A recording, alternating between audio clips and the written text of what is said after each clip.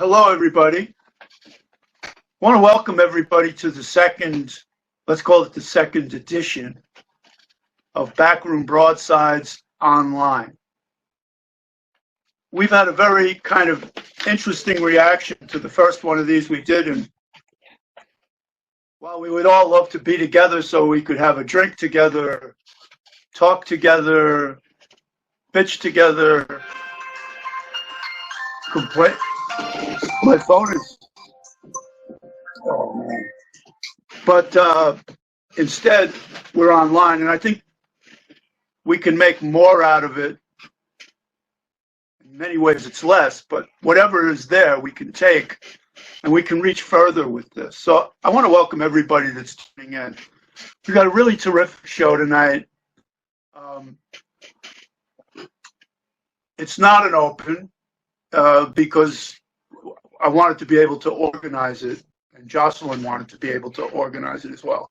By the way, this is done with the cooperation of myself and with Jocelyn Patrick from the Riverview Neighborhood Association here in beautiful Jersey City. So I want to thank her for all she's done to make this possible. And without a lot of ado, I'm going to go to our first reader tonight. And I thought it would be fun to start with Emil Barrientos. Emil, they used to say that when James Joyce was writing Finnegan's Wake, you knew it because you could hear him giggling through the door in his bedroom, laughing as he wrote. What I love about Emil's work, and he's a regular at our readings at the Fox and Crow at Backroom Broadsides, is he plays when he reads. He's having fun with language. He's a poet. And that kind of joy that one takes in just the sheer play of words, he's got it. And so I want you to give a really warm welcome to our friend, to my friend, Emil Barrientos. Take it away. You gotta take the giggles where you could get them nowadays too. So I'm gonna have gotta enjoy that. I'm gonna read 3 poems I've been working on lately. They're all shorter than I usually do them, but I'll try to adhere to the time that we always do. So this one's called Eye of the Storm. It's easy to demolish when all you see is debris. The levee breaks and leviathans sneeze. And just like that, a city is on its knees. And truth is a knife you squeeze tight until it pleases you, like a polymelian idol of disease. Icons and eyelids, flooded moons and islands, drip with patient doom like cats planted on a grandfather clock, drenched in perfume.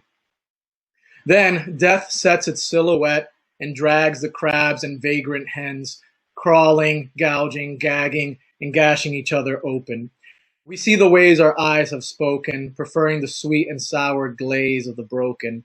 But like a cycle, both beautiful and musical, the iris finds some light it fights to bathe in. A Sorolla painting, an Irish iceberg breaking, an electric 9 bathing in carnival wine. Still, the mind finds peace uneasy, like being stalled at the apex of a cyclone ride, fiending for more height until it blinks and sighs with relief when the fires start to rise. And I got a couple more. Thank you. This one's called Cracking the Code. Cracking the Code. For 40 days and 40 nights, we wander a desert. A battered mass of humanity approaching the face of Galilee, heaving a martyred body of a clock crucified for our beliefs. For brief intervals like saffron strands, the wings of understanding stretch and expand, lacquer slick, scarlet, connected, electric, to carry us through the pelting mist that issues from tyrants' stagnant lips. Elusive as a true elixir of life in the pages of Maxim, the code slides like a viney light slithering over the eyes of the born-again blind. illuminating for an instant the trains that fly all around us, equations that bind us like comic panels of Dharma, the genius and the village idiot, the border guards of karma in musketeer threads, the impossibility of hitting reset on frog legs. Then why are we so addicted to knowing less? Is it the Tiger King effect? Leave truth open like a dress you can put your hand in, expecting to walk away with sex? Dancing with lobsters in the same saucer again and again until it starts boiling, until you forget you ever felt happiness coiling in your chest? Lost and found, the need to know glows in burial mounds, radiates warmth briefly and then explodes, but unfolds the magic we keep hidden for an infinite moment while we continue the trek with our burdens and our loads. Thank you. And one more for you guys. This one's called self-preservation, something that I think I'm not the only one that's having trouble with nowadays. Self-preservation. In a septic tank, ants shoulder lids to slip the trap they're in. Prisoners still want to brush their teeth on death row. At empty tables, you still give thanks before dinner, even if the ancestors are getting cold. After ripping through the placenta of sleep, you parachute into waking, like skydiving through a black lagoon. A mission on your mind despite the times. Wandering through Babel, there are occasional video conferences with lunatics, all morning with a drink. There are rituals, sensual and visual. But amid the dust frolicking with worms, you refuse to be inert. You pledge to be an expert.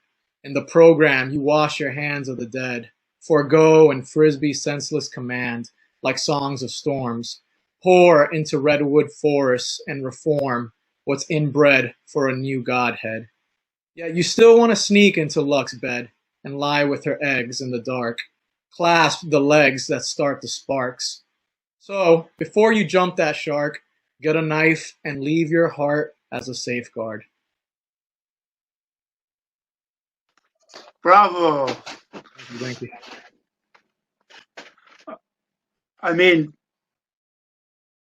I feel like I've had some of the things Frankenstein had in his neck when he was laying on the table with the lightning storm going on. So much play in all of that. It's just beautiful to watch the jumping electricity, man. Beautiful. We're going to turn to the world. I'm going to say this, and Megan, and I don't know her poetry well at all. I'm really looking forward to hearing it. I heard it, and I should say, all of you, with the exception of Wanda, who's new to Backroom Broadsides, read at Backroom Broadsides when we were over at Fox and Crow at one point or another. And I heard Megan there for the first time. Megan's a Juilliard graduate who's, I'm going to say this, her specialty is dance. And I think that the relationship between dance and poetry is much deeper than people realize. If you look at the steps, and mind you, dancers work with feet, as do poets, and that's not just a pun. If you look at the steps of Greek dance, and many people have written that Sappho herself, maybe the first lyric poet in the Western tradition, performed her poetry using dance steps to emphasize the feet she used in her lines. There's a real understanding of rhythm and phrasing and whatnot in dance. And all this to say that we are really lucky to have Megan Raposo, who studied dance at Juilliard, just to bring us these poems tonight. Megan. Thank you so much. Those are big shoes to fill, and thank you to everybody who's watching. They're huge. I have 3 for you. We say I love you for everything now. The kitchen didn't clean itself again. I love you. Still no kitchen of the future. I adore you. I'm going to the bathroom. I love you. Watched a new bread video. Forgot what I was doing. Here's your cup of hot water with lemon. Would you like more honey? You love me. I do. My brother called. Hanka passed. Natalia didn't make it. David tested positive. Hey, I love you. Mom's gone. The funeral home cut the cost because no one can attend. The tree fell. Love you. David's getting better.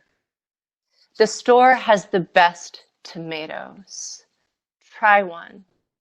I love you. Where are they from? Someplace with sun. I love you. I love you. I love you. Second one. When you hold that thing away from yourself, you put it closer to me.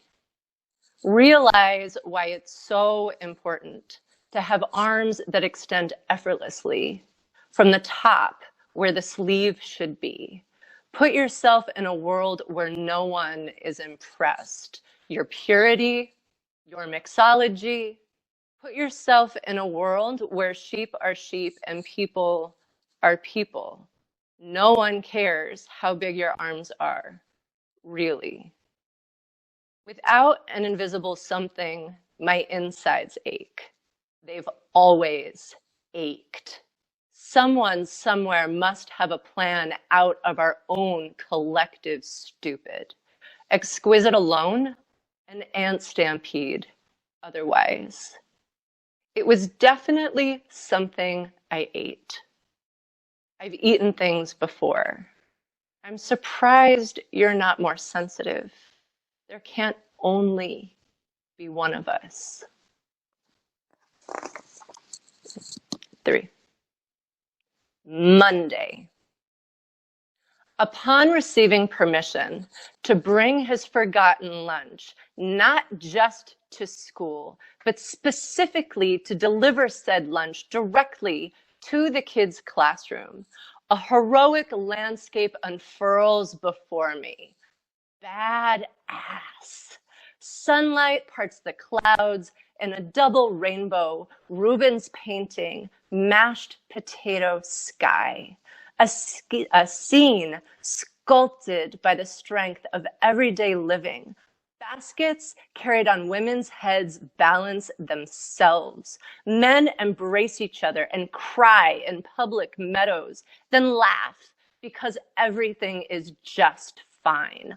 Horses and dogs eat out of each other's hooves and paws.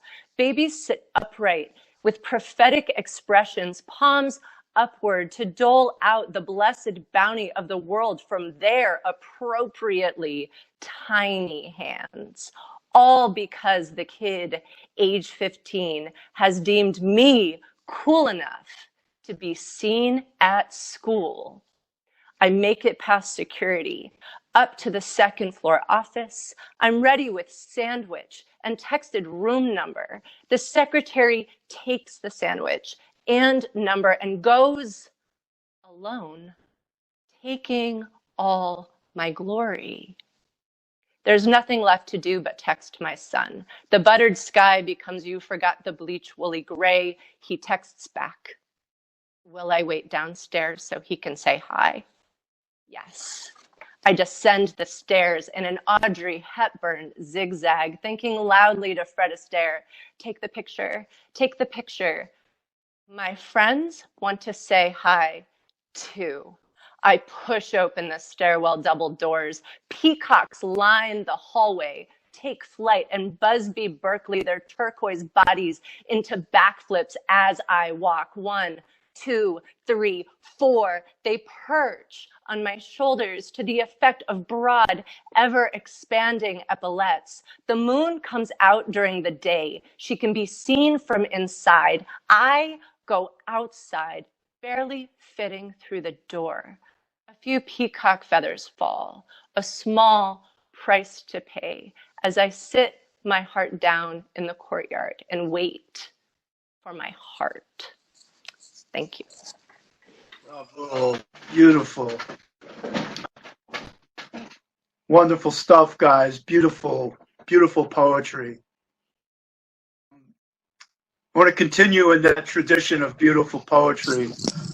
It's one of the reasons I hate what's going on right now is I can't see George Del Valle regularly. He's in this neighborhood. I was angry at some people in the coffee shop he worked in, so I wasn't going around. I'd be walking my dog and I would see him and we would have secret conversations. George Del Valle, I could compare him to some other poets. I won't embarrass him. I kind of tend to do that. I'm not going to do it again. But somebody that uses writing to make big movements and things like history feel personal. So that there's a transformation into a world spectated, but the world you actually live in. It matters what army marched across Mesopotamia. It's personal. Anyway, he's my friend. I can say I really love him. George Del Valle. Thanks, James. Thanks for the introduction. It was great. This first one's called Structure of the Recombination Protein RUVA and a Model for the Binding Junction, to the Binding Holiday Junction. Because the prophylactic heat of late July made recombinant our misery, the same glass walnuts from the invisible tree, how we ate too much salt in 2010, how in a disability seminar we began at able diction of the Jurassic age that came in second to its solar hernias. 4 strands led to 8 strands, led to a thread I sent for you. Unwise on the contra coup, lacerated, latent, one more vessel meaning rested, slow-mo replay out of spray, foment, accident. We're drunk. I saw your choose the undertow to forecast the future of you at 12 forever. 40% the via of our helix proving subjects are myriad and star-like zombies brought under my luminous decanting. Debt in our fiat accrual. The charted jewel outage of the surviving muses. This self-destructing music gift of women's doubles tennis against the firmament. Sugar in heavy excess. Advanced psilocybin tablets. A culture of connectedness in a lo-fi petri dish. Proteins RUVA, our strong RUVB, blessed RUVC of pseudo-communist E. coli. Wave that wash slips over us. Your dress, my igneous heart, our sun, this line of holiday and cliche. That dark, dark crowd that picks through the poppy field for the lightest sleepers. In a disability seminar, they edit flotillas of dust out of the television feeds. And this keeps live the option of what hope do we have? What hope do we have over elision? A step into the zoetrope. Quaff, quaff the milk of our most regular light. This next poem is called, keeping with the Babylonian theme, Gilgamesh. I don't need a history. The catastrophic angel, the force majeure, geography, Saccades, smooth pursuit, all announce inter alia the future perfect riot. Tattered aspects of bipedal dreams will still have a house to burn, slave graves and giddy meaning. And while nursing a labored heart, a bullet to the head is a contract killer. One sense of extreme to carry down, among other things, papyrus, pistons. This is not the foundation. This next poem is called Yogurt. This one's a little random. Thrown alveoli got a rotten thought. In the next inhalation, my reflection will be of a bus or chagas-tainted meat. Our botanical object will spot the matters, and we are free to sign the NDA. The collision lasted so long it video conferences. By the way, you are killing me. If you can say cleaner code to someone panoptic, it's just a coincidence, a fat slated inverse. I will kill Copernicus if you don't fuck me. Do it for the culture, son. The inchoate bird. uh, this last one's untitled, but suit yourself to what you think it might be about. The fallacy is I am a physics affirming event, big and small, subcutaneously, a partial object, marching on labyrinthine walls, an analyst and patient, shedding strange desires. Such is our way that everything's charmed in a way it was. Nothing affirms uranium in the real, outside of hatred and freely increasing time, radically making pretty sanguine stuff for a boat just Christianed yesterday. An initiated reactive syntax semantic jazz fusion aplomb. Very well, let's get lost in it, laughing out loud. That in the fibers of my dream was a pill for you, laughing out loud, and how there are no coronations for your appetites, laughing out loud in Attica, you were a mother, laughing out loud in the Yucatan, a force with no tense, and a mother laughing out loud, yet the mountain came down, chasms drew, tribute, and there, laughing out loud, is still too much to be said on the aspects of water. Thank you. Thank you, George.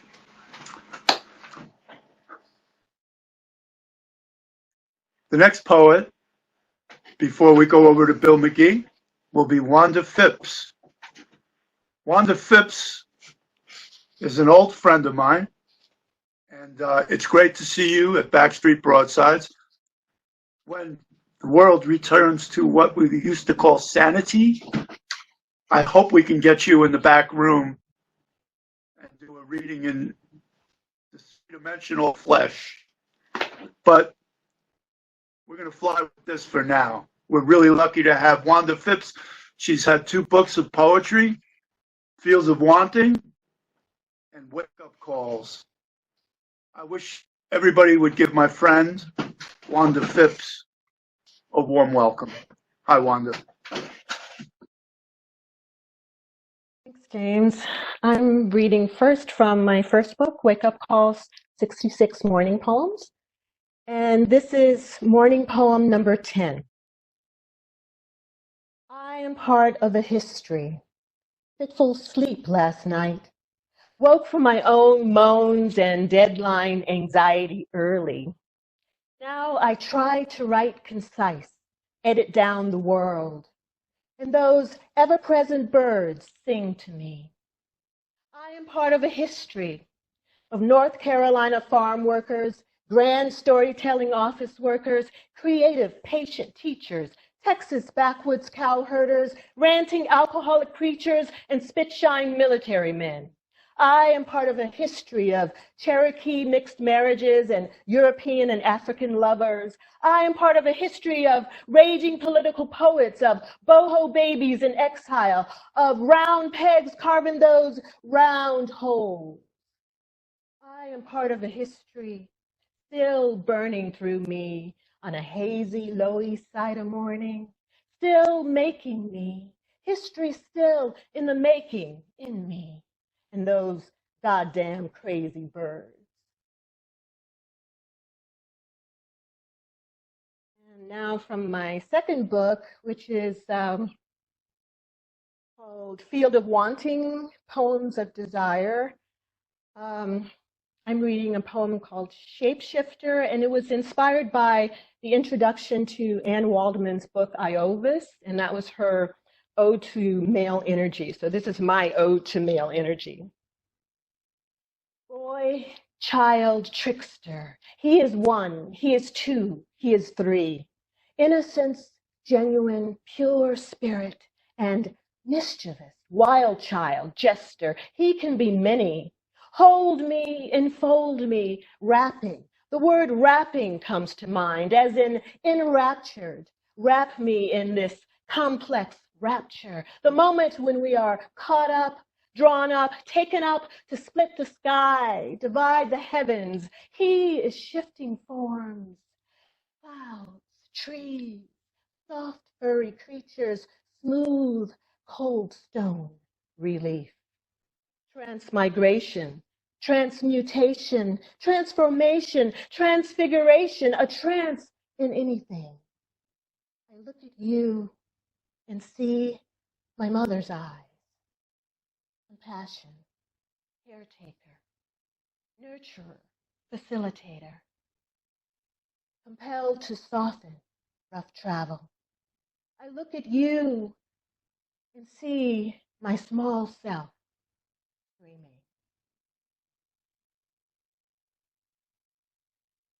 And next is also from the same book. It's called Poem Coming. I feel this is the poem. Stop now. Must stop now to record the poem. Stop now and record the poem living. A familiar feeling. Have I been here before? Crosby Street is a lovely street to walk on an empty Tuesday afternoon. This is the poem coming after a long time. I saw your poem browsing through a magazine at the open center on the street called Spring, and envied your minor celebrity and was jealous of the love or lust you wrote of in the poem for someone else. Had me melancholy, turning right off Spring to Crosby and suddenly remembering the voluptuous moon, the other hot June night, and another love suddenly kissing me, and the smell of his hair, the way it sprawled wildly across his face like panicked black lace, now mingles with the memory of the taste of you. How you always tasted of milk. And the buildings seem protective now, tall and sure on Crosby Street. And you too nestle somewhere in me as the poem comes suddenly after a long, long time.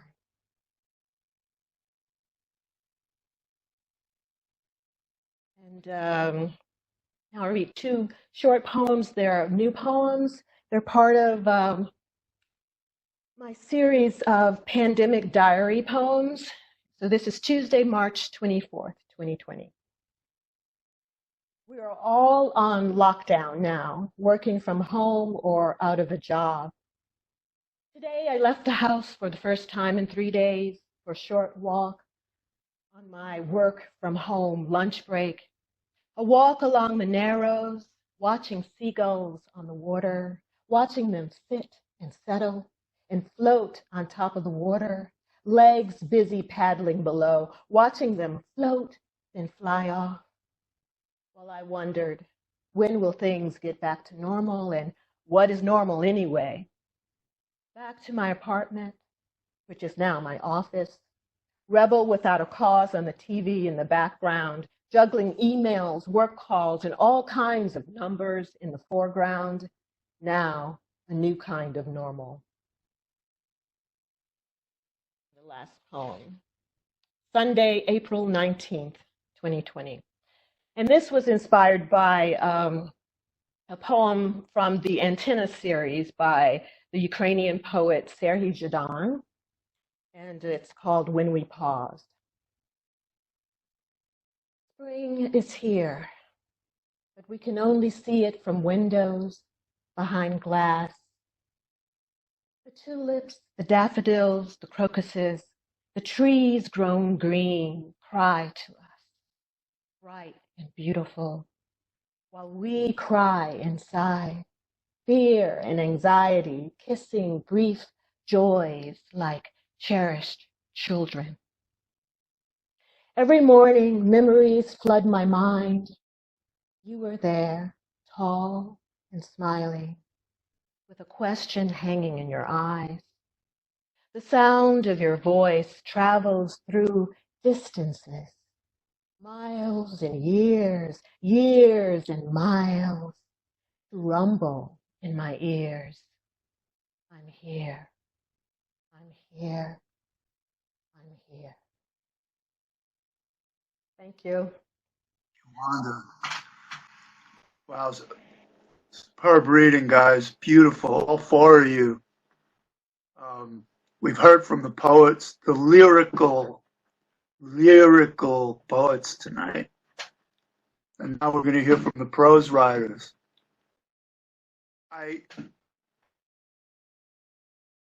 There's so much to say about Bill McGee's work.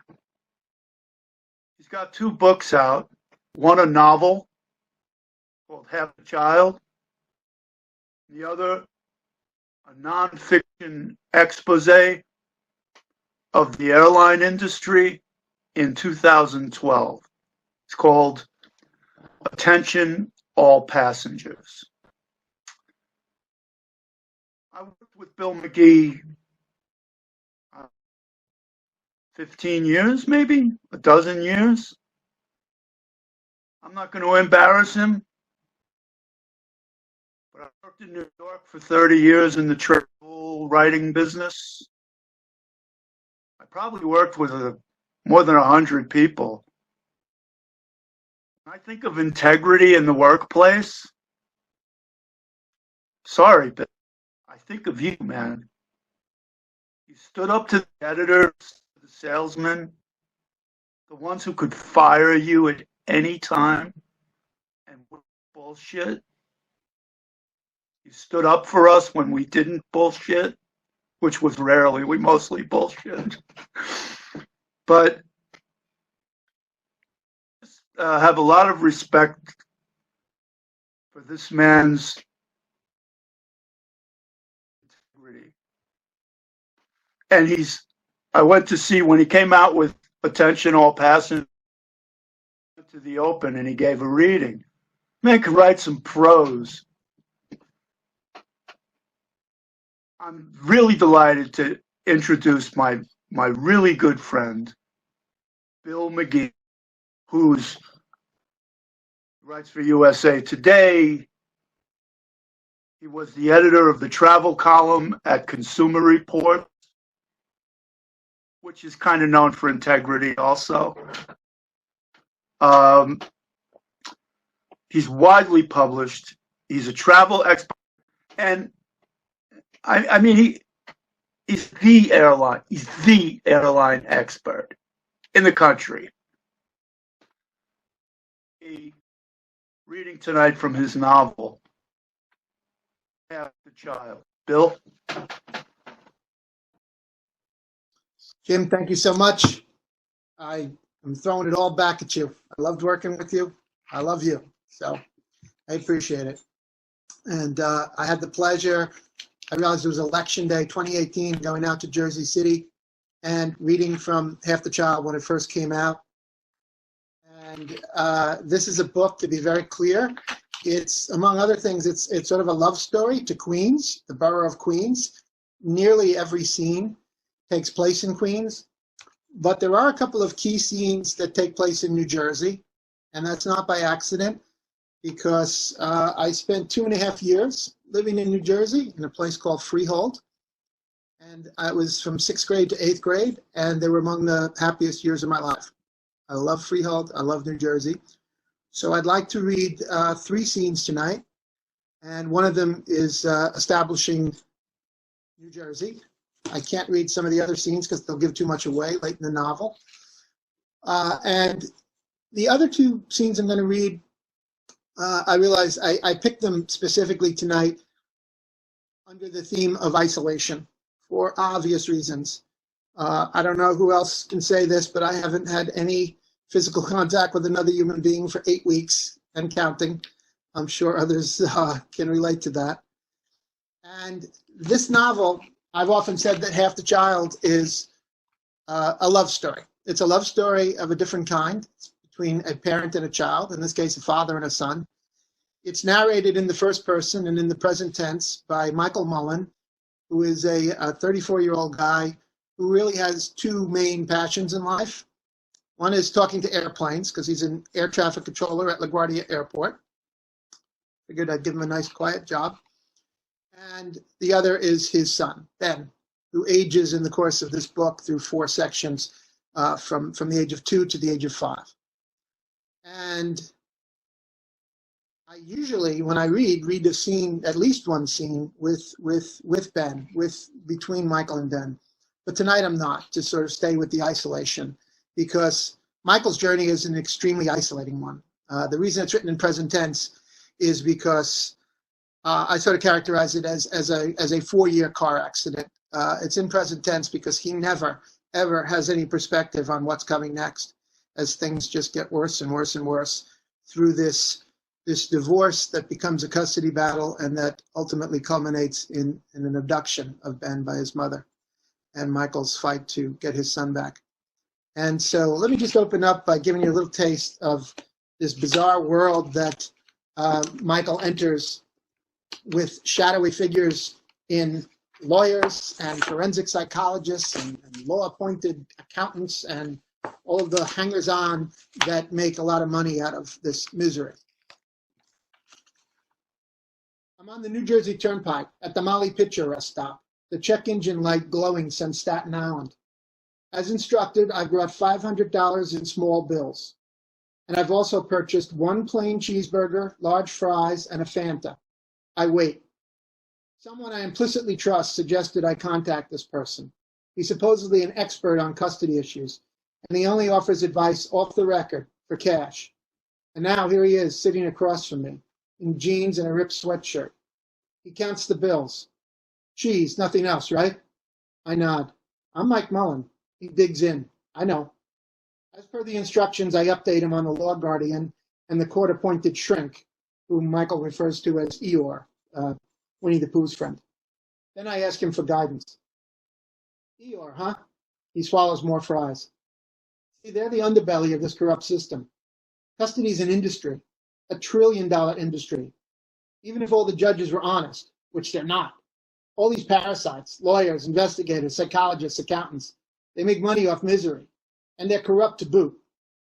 He asks if her attorney is from Queens. I say yes. What about my lawyer? She's Manhattan-based. He frowns. This guardian of Ben's, this Eeyore, they're probably bought and paid for. If I were you, I'd play it dumb with them. Don't reveal too much. Act like a bumpkin. I ask him what else I should do. You've got a long-term problem. Now he shakes his head. He's gobbling his fries 9 or 10 at a time, like a video of a potato running through a grater backward. Queens County. That's the most corrupt custody court I know. Queens sucks. Finally, he stops eating. You better prepare for the worst. I want to throw up. This next scene is one of the many monologues that Michael gives the reader, as I say in present tense, when he is up in the tower at LaGuardia. He sort of prides himself on being an air traffic controller. His air traffic controller can leave everything at the door when he goes up there, and he just focuses on the obviously very critical life and death work. And yet, for the first time in his life, with all of these custody woes and missing his son so much, it starts creeping into his work. So this is him just speaking to the reader up in the tower. I live in the present. I'm on break, but I haven't left my station, and I stare for long minutes without blinking. It's the rare day runway 22 is in use for departures, and I watch as aluminum meets that mix of nitrogen and oxygen, and every time, the eye is deceived, and the pressurized vessel somehow manages to lift, and then it grows smaller and smaller still. That old New Yorker cover, not so funny now, to anyone up high like me, staring past Flushing and the Bronx and Connecticut and this blue ball itself. I live in the present, but there are many things I don't know, so I'm continually learning and forgetting. Among the things I don't know is that my life, which has never been worse, is going to get much worse, and much worse still, and even much worse after that. I don't know if fundamental truths will be exposed as lies, allegiances will shift, dormant veracity will form new foundations. I don't know that later I will say that if I had known all the things I had known at this time, I would have killed myself, perhaps on this very day, this rarest of days, a runway 22 departures day. I'm one more pressurized vessel, with external pressure fighting pressure from within.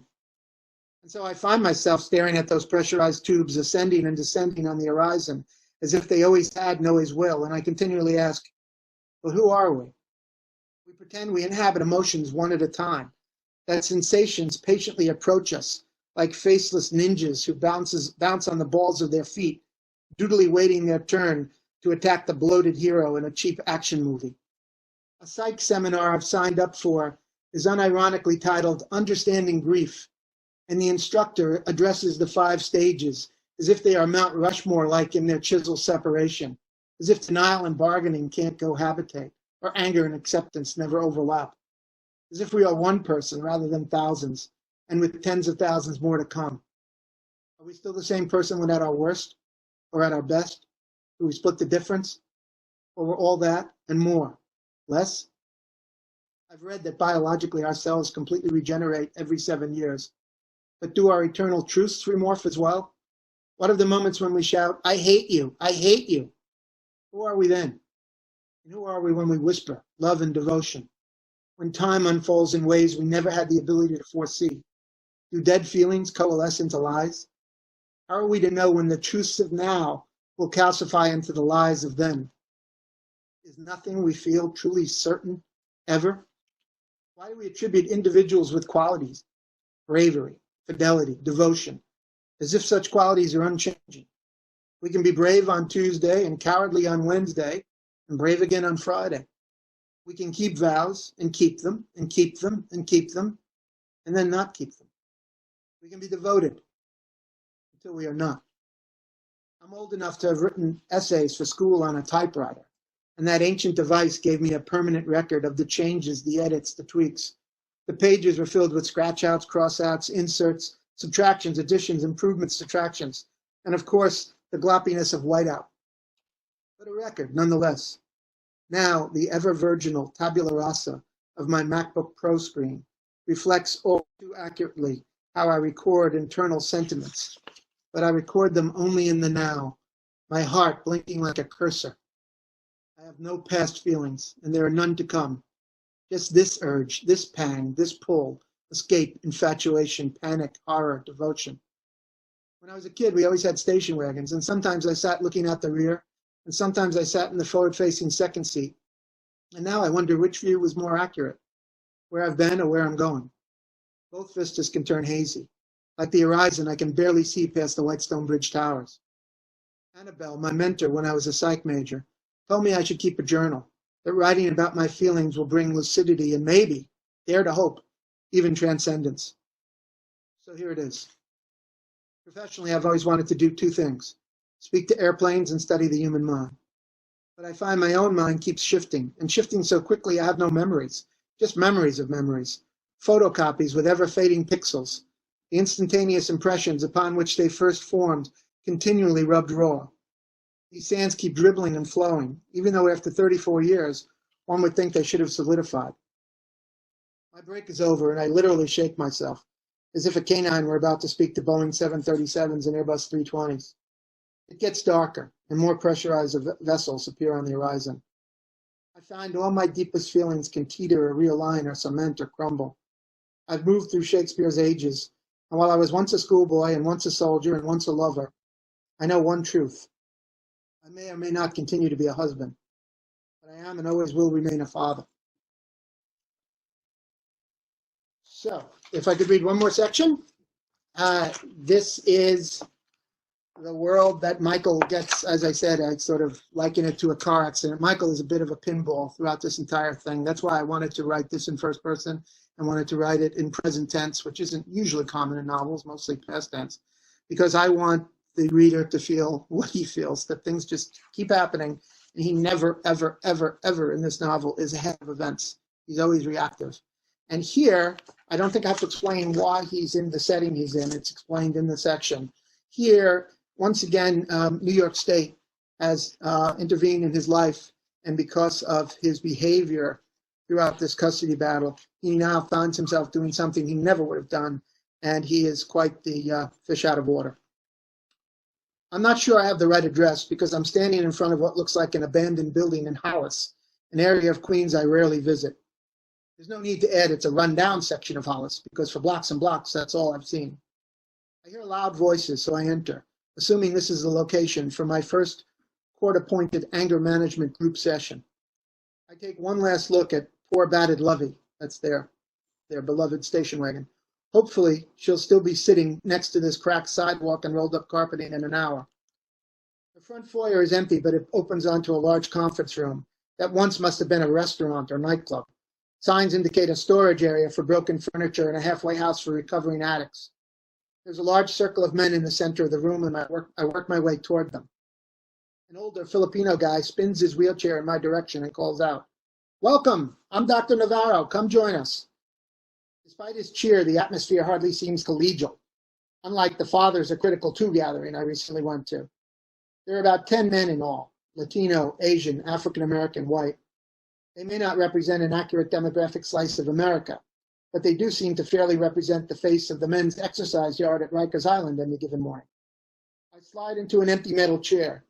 Between a black man who, even while seated, looks close to 7 feet tall and well over 300 pounds, and a grizzled, pale teenager with a red do-rag and a Confederate flag tattoo on his forearm. Dr. Navarro nods at me. "Please introduce yourself." "I'm Mike." Obviously, I spoke far too timidly because there were snickers and even a loud kissing sound. Is it my demeanor, my hair, my dress? I carefully selected an ensemble of a navy blue golf shirt, tan chinos, and brown lace-up Dockers, hoping to fit in with my new angry friends. But clearly, I've already committed a faux pas. Dr. Navarro holds up a hand. "People, please. Thanks for coming, Mike. But first, you don't have any weapons on your person right now, do you?" I shake my head. Good, because we have a zero-tolerance policy. Not just on firearms, but also knives, switchblades, clubs, blackjacks, nunchucks, brass knuckles, box cutters, mace. "I understand," I say, hoping there are no loopholes, and fearing a ninja star will sizzle through the air at any moment. "Good, Mike. Well, we're running through someone's story. Your story will be next. We've all got stories." He pats his wheelchair. "I have a story, too. I obtained this vehicle at 20. The owner of a bodega objected to me robbing him again." I nod as a tall, thin man named Rocco continues his saga. His black hair is piled high on his head, and there are multiple gold chains under his wife-beater. But even though those smooth arms and sunken chest are quite undefined, he still exudes a rather menacing persona. Rocco's tale is as old as dirt. He blew through a red light on Cross Bay Boulevard and was pulled over. But the officer with an attitude who rapped on his window was female. Bitch rapped on the driver's side glass of a brand new Cadillac Escalade with a flashlight or some shit. So he did what any man would do and opened the door quickly and knocked her on her ass. But then the bitch's partner yanked open the passenger door and reached in with a club, so Rocco had to respond. Here there is much head nodding and affirmative grunting of the "what can you do" variety.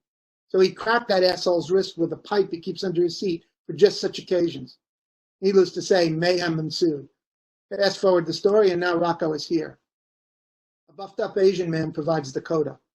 Our boy did what he had to. Done. Dr. Navarro, however, weighs in. "Are we sure about that, Ray Ray? The law takes assaulting a police officer very, very seriously. So I'm just wondering if there might have been another way for Rocco to have dealt with this, an alternative. Why don't we think about that and come back to it?"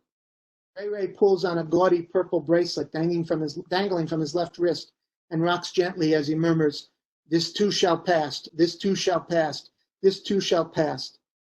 I'm considering if it's past or pass, but now another voice yells, "Bitch deserved it, throwing shade." There is nodding, as if to say, "We've all been there, brother." "I respect your input," replies Dr. Navarro, "and I certainly would fight for your right to express it." Well, let's take that thought for now. Right now, I want to bring our newest member into this. He turns his chair toward me. "Mike, what's your story?" One member of our group lodges a formal protest. "Ain't this some fucking shit? White boy just come in the damn door." I'm prepared to wait, but Dr. Navarro remains unflappable.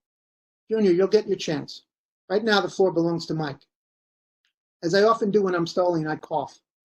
But the funny thing is, this time it's more than a delay tactic. Suddenly, I really do have a frog in my throat, and somehow it doesn't seem appropriate to ask any of the fellas for an unopened bottle of Dasani water or a Hall's cherry-flavored cough drop. Finally, I spit out, "Well, I'm Mike." "We heard that," comes from my right. I force a smile. "Yeah, so I was sent here by court, Jamaica." "Criminal court?" asks Dr. Navarro. "No, family court." There's some murmuring, but I can't decode it yet. The doctor nods. "Ah, I see. Are we talking domestic abuse here, Mike?" I shake my head emphatically. "No, God, no. It's my ex-wife, her husband. My son lives with him now." For the first time, I receive a positive response, and it's from the 7-foot giant to my left. You kicked this motherfucker's ass? Again, I shake my head. No, I sort of warned him. I told him, if he ever hurt my son, well, I'd kill him. The murmuring increases in volume, and Dr. Navarro leans in, his feet riding those metal footplates like a downhill skier. Mike, let's be clear. Your son's stepfather. Did you threaten him with a weapon of any kind? Menace him? Did you hit him or lay hands on him? No, I just warned him. Verbally. The room erupts. Fuck this fucking boy. Hotep gotta wait for this? Man, this is some lame-ass bullshit. Get this motherfucker's ass out of here. Fucking verbally. Even as he quiets the crowd, Dr. Navarro wheels toward me. Mike, walk with me, please. I get up and follow him, taking a last look at my would-be comrades without arms. At the door, the doctor hits the brakes. I appreciate you coming, Mike, but I don't think this is the right venue. I don't believe you pose a threat to anyone at this time. You agree? I know. I don't believe so either. Good. You know, I see this a lot. Guys like you, custody cases, the legal system. For some reason, judges like casting dads as violent predators. I don't know. I guess men have a larger physical presence, louder voices. But in my work, I deal with violent people every day. I know violent people. And you're not violent. No, I'm not. Well, I have your paperwork, and I'm going to contact the court in about 2 weeks. I'll tell them we've spoken. You've completed all the requirements, and I recommend you don't need to return. Will that work for you? Absolutely. I can't shake his hand fast enough. But as I pull away from the curb, an uneasy thought does occur. I can't even carve out a place in anger management. One more venue in which I don't quite fit. I've never felt so alone. It's as though I'm a demographic of one. So, demographic of one, I think, is something many of us can relate to these days, particularly those of us who live alone. If you'd like to know more about Half the Child, the website is halfthechild.com. And again, thank you so much, Jim and Jocelyn and all the other readers. Thank you. Thank you, Bill. That was beautiful, man. You know, you sit out by, I remember one night sitting on the turnpike with my father in his car. We were waiting for somebody. And we were imagining what through the mind of an air traffic controller at Newark Airport. And that world of that plane taking off and there's like these others waiting to come in. My father had time, like 3 minutes and 36 seconds or something. Boom in, boom in. He would say, "Here it comes," you know, like 3:30. And I think your metaphor of, or your analogy of the cover from the New Yorker of The World Beyond New Jersey, which everybody knows now, there's a certain that aligns with that reality of the air traffic controller, seeing that little light in the distance that's waiting to come from Tokyo into New York, or is going out from New York to Abilene. You know, these little lights getting small, getting big. Bill, thank you very much. Thanks to everybody. Thank you, Emil. Thank you, George. Thank you, Megan. Thank you, Wanda. Thanks to everybody. I think we had a pretty good night of writing tonight. And you guys are great. I hope we can get you live at the back room before too long. But anyway, this kind of thing is great. We're going to be doing another one in May. I'm not sure who it is yet. I'm going to start working on that. I think you mean June. To everybody. And thanks to the audience, I can't see on the screen. Oh, I meant June, yes. Thank you, Jocelyn.